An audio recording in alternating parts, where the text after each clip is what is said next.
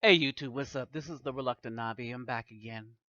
Um, I just want y'all to read these slides, freeze them if you can, and read them, to get some insights on what really happened to us during slavery.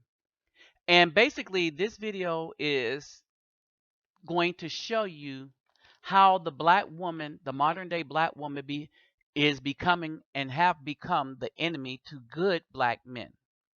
All right. Now, let me explain this real quick. If someone is a friend, they may commit a deed to you that may cause you harm, but it will not be intentionally. A friend do not intentionally seek to use you.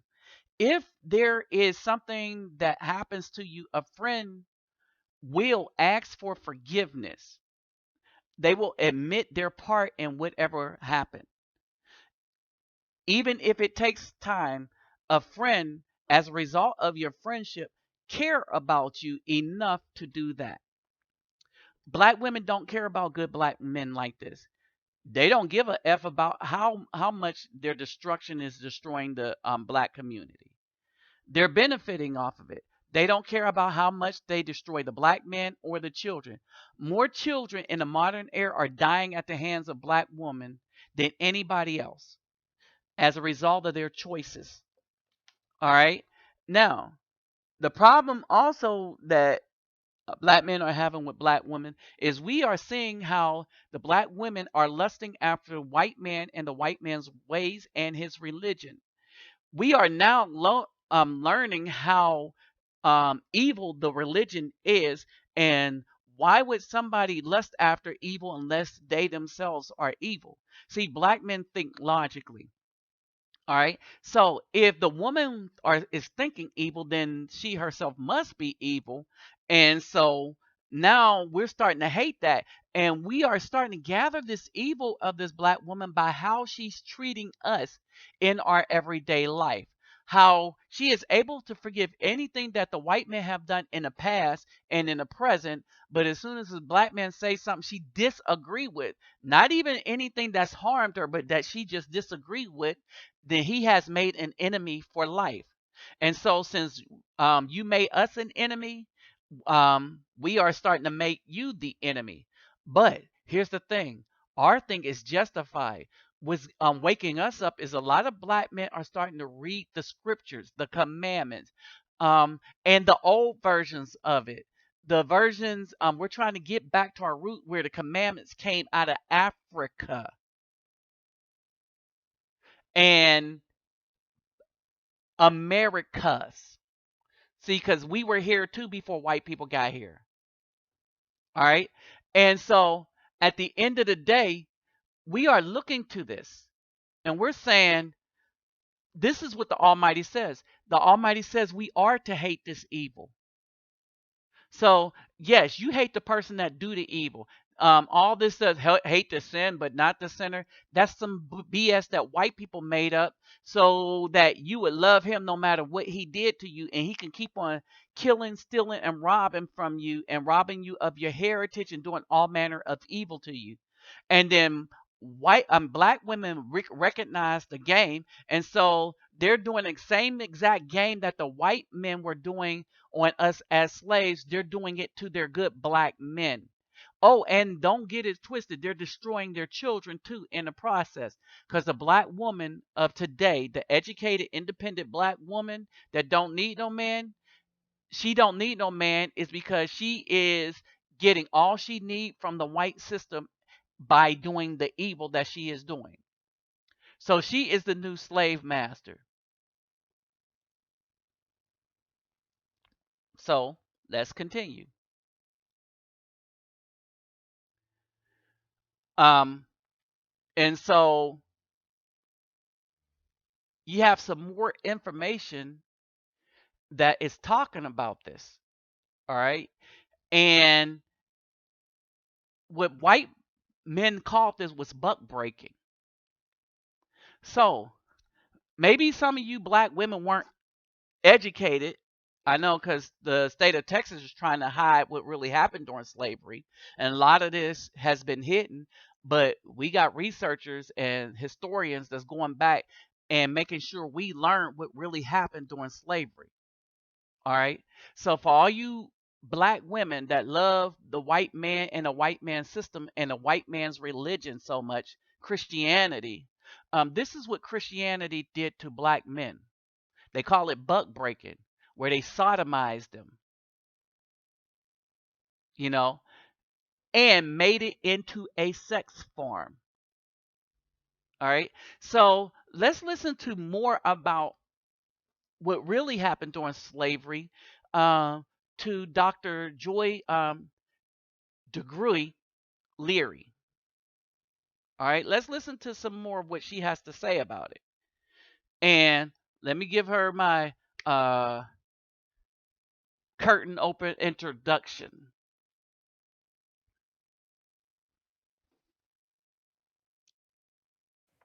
Thomas Jefferson. You all know him?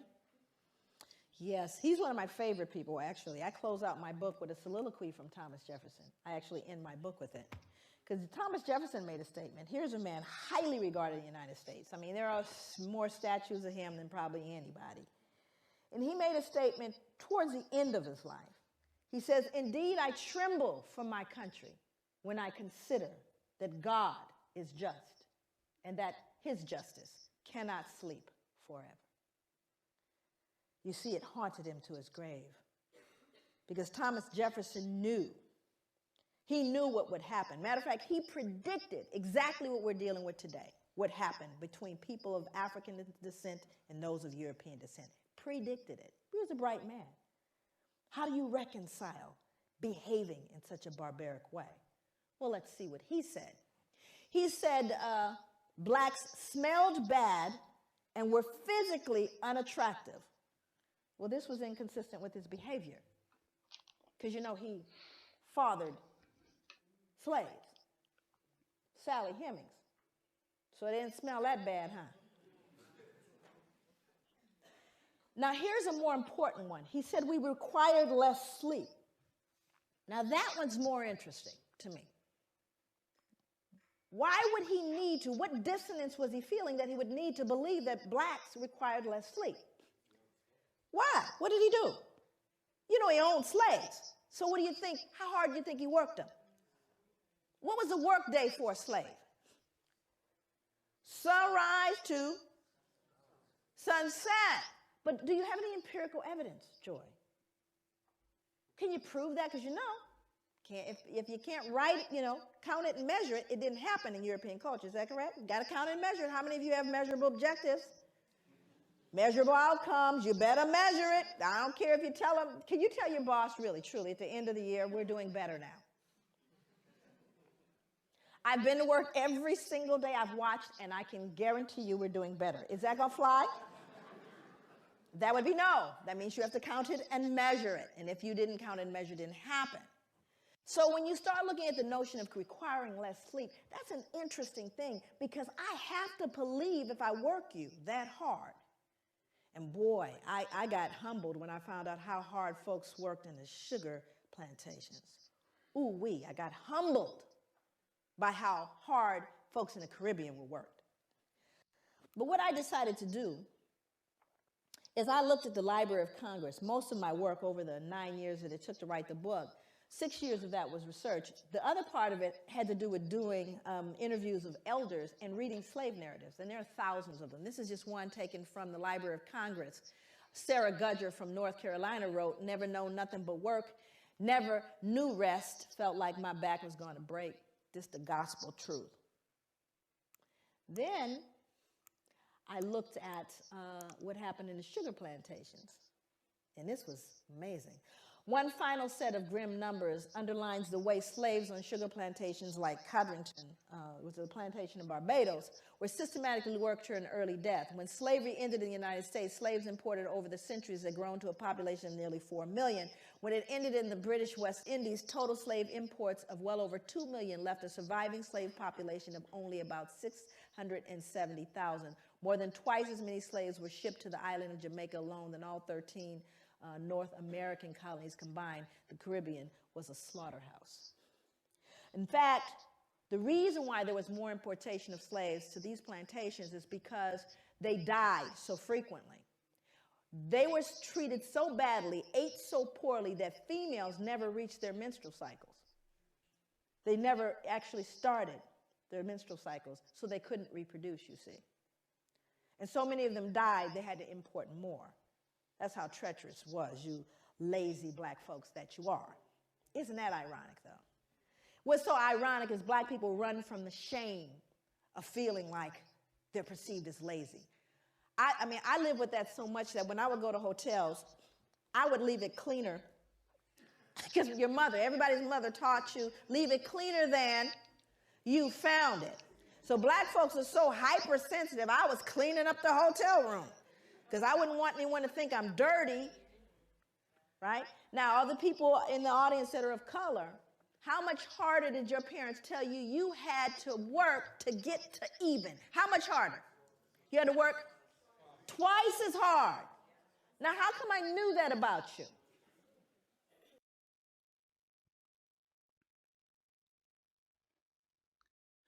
So notice how easy it has been for the modern day black woman um, to forget all of this evil done towards their ancestors and to black men, still being done to black men. All these boys in these churches, Eddie Long's church, um, being raped by the white football coach Jerry Sandusky up in Penn State, and how everybody is like, okay, yes, okay, let's just forget about that because the women are the main teachers, as she said.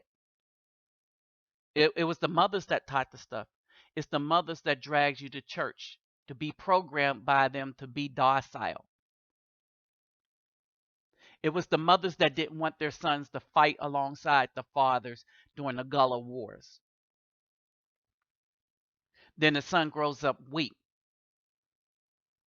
He's living, but he's living in a hell that the mother has provided for him instead of fighting to get out of it.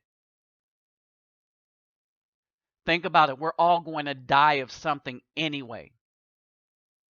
I'd rather fight and die for my freedom than to live in a hell and be sodomized all my life because my mom wants me to just live and curry favor with the white slave master. So much so that a lot of women were the ones that were turning the black men in when they were trying to rebel. That's how a lot of us died also. When we heard unattractive, black people was unattractive, it was the black women that did this. Good hair, meaning non-black hair. Who brought that up? Black women. White men didn't tell her to do that.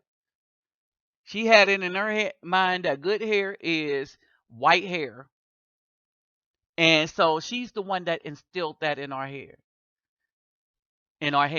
It's the black men that's like, F that. We going to wear our afros. The Black Panther Party. All black movements that were really successful that created something that we still use today were created by men. There is no black movement created by women that do not glorify just the women or thugs in this day and age. That's why the black hands up movement.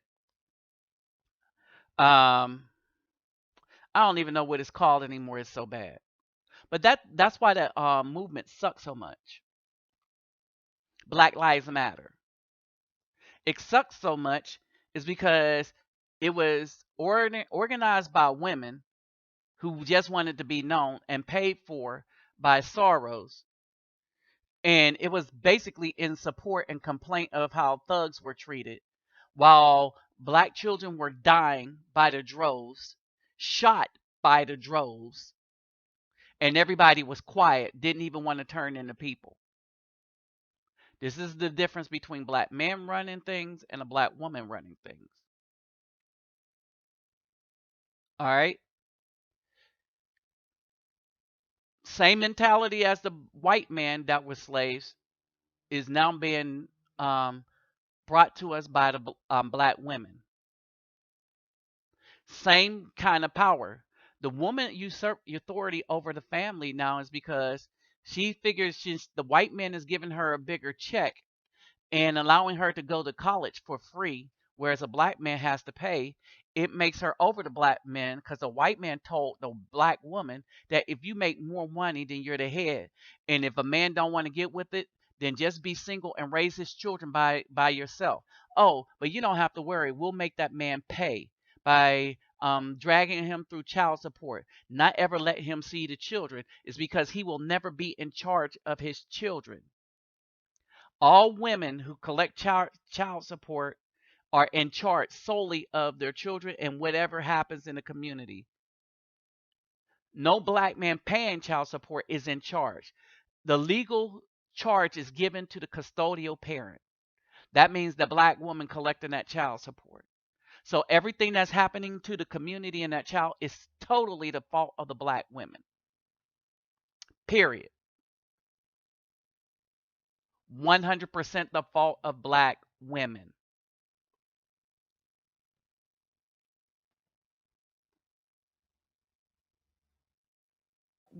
Forward. One more. The fact that white men could profit from raping their female slaves does not mean that their motive was economic. The rape of slave women by their masters was primarily a weapon of terror that reinforced whites' domination over their human property. Rape was an act of physical violence designed to stifle black women's will to resist and to remind them of their servile status. These become important instruments that you look at. And I want to give you some statistics as it relates to American history.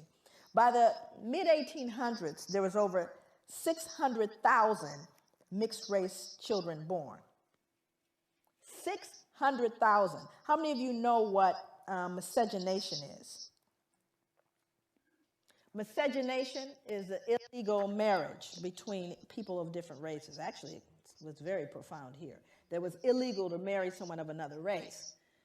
So when you consider the fact that one of the greatest issues and one of the number one reasons why black men were lynched, beaten, and imprisoned had to do with the fear that they were going to rape whom? White women. Now the numbers, I mean, we're talking about pure numbers alone. It was who being raped? Okay, it was black women being raped, but they can be raped. Let's advance forward. Before we get into the Casual Killing Act, the Casual Killing Act was written because of the number of people who were killed while being corrected. Okay. And if any slave resists his master, owner, or other person by his or her order, correcting such slave, and shall happen to be killed in such correction, it shall not be counted felony, but the master, owner, and every other person so giving correction shall be acquitted of all punishment and accusation for the same, as if such accident had never happened. So that means that if you happen to be correcting someone and you beat them to death, you know how hard it is to beat someone to death? I mean, I thought about that. I said it happens so frequently that they created a law so that you wouldn't feel any what? No guilt, because you were simply correcting them. It wasn't your fault. So I went back to look at who was beating folks to death. I wanted to know. And it was white women. White women were beating black children to death. That's who was being beaten to death. But it wasn't her fault. She was just correcting them. You see, what we do is we rob ourselves of our own humanity when we refuse to look at this stuff. We rob ourselves of our humanity. And that's what people didn't know happened. Going forward, one more. Then you had the mental health folks. This is how we got in. We got in to try to fix it. In the early years of the 19th century, a physician named Samuel A. Cartwright argued that two particular forms of mental illness caused by nerve disorders were prevalent among slaves. One was drapetomania, which was diagnosable by a single symptom: the uncontrollable urge to escape from slavery. So now what we've done is we've now pathologized your desire to be free. Must be something wrong with them. Keep keep trying to free themselves. And again, it would be funny if it weren't in journals. You see, all of this is to remove the cognitive dissonance. Now we have, look at all the people joining in. You got Linnaeus, you got anthropology, you got physicians, all of them saying they deserve it. It's not us. We don't need to adjust anything. And if they just tried harder, how about you people just pull yourselves up from your bootstraps? What's the matter with you? The playing field has been leveled.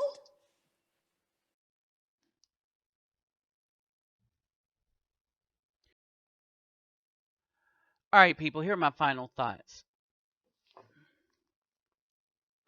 Okay, here are some of the things that I would like to point out. One,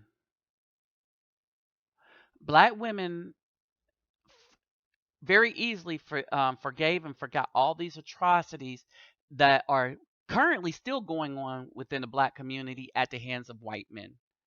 But during slavery, all the rape of the children, easily forgotten. Eddie Long still has a church full of black women, even though he raped a bunch of boys. They forgot that. They forget a bunch of stuff and have their sons go to Penn State. There should not be a black boy up in Penn State playing for Penn State Nittany Lions after what Sandusky did in raping all them boys over that many years. But you know what? They don't care because it's the prestige of the white man and that system and that religion that they lust after. All right. And this is how we know they are evil. Doing something bad is a mistake. And that, like I said, I mentioned some things at the beginning. All right.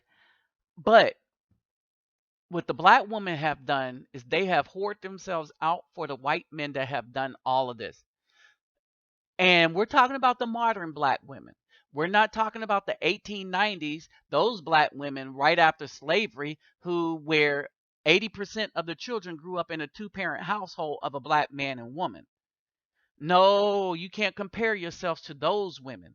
You can't compare yourself to the women of the 60s that marched hand in hand with the black man, no matter how um, wrong we were to march for integration. Nevertheless, they marched to fight for that without having the knowledge of foresight to know that that was going to destroy us. All right. But yet and still, we marched hand in hand. What the black women of the modern era did, they jumped in bed with the white women for this feminist mess. They decided to destroy their household in order to get selfish gain. They destroyed the community and, yes, destroyed the nature of good, black men. But black men were able to still learn. And even being good black men, black women decided not to produce children with those, but take the worst dregs in the society of black men to make babies by, even if they were still incarcerated in prison. And yes, with their degrees and their jobs as prison guards, they decided to go after the prisoner instead of any man that was free and produce 7 children from a dude that was going to be doing 25 years to 45 years and never had that and never were those children going to have a father in their lives unless that woman gave them children over to another man, try to sucker another man to take care of her and the children produced by this thug. All right, the Almighty says you will pay for this, that you will be hated on all sides. The righteous men should judge you with the judgment of adulteress. See, you have committed adultery against the Almighty. Instead of following his commandments, you follow Jesus Christ and the Christianity of white men that put us in bondage. We were not supposed to follow the ways of our oppressors. We were supposed to not follow the ways of those that put us in bondage. But the black modern day women did just that. The old school women, Harriet Tubman, did not. They did not follow Christianity. They used the church to send signals to slaves so that we can escape. Who told on them? Yes, bed wench black women. And black women are the bed wenches of today. They have utterly destroyed the black community in their choices, right? Now, with everything that I presented, you black women were the first people to teach us to hate ourselves. You taught us that our hair was no good by saying that you wanted to be with a white man so that your baby could have good hair. All negative things about us that was taught to us came from you all. Now we've grown up and become men and know better. And now we're out here teaching the right things. You are coming against us with vitrious and vile. And as a result of this, the black men, the good black men, are starting to hate you and even hate this place and hate being around you to the point that a lot are getting passports and going to other countries to live just to get away from you. Your evil is so endemic within our society that it has brought the black man back to the commandments to see how bad it is. And a lot of guys are looking at Ezekiel, Isaiah, Proverbs, Psalms, Exodus, Levite, where the commandments are, and they are seeing your evil in this and saying, we need to get the F away from these pieces of trash black women. Is this all? No. Most of us hope to find good black women and know that there are some left here. But for the most part, most of the black women here are evil. If you do the evil and accept and you are in solidarity with those that do evil, the ones in solidarity are just as bad as the one that's doing it. Now you know why good black men are starting to hate you as you have hated them by your deeds and action. With that said, I'm out.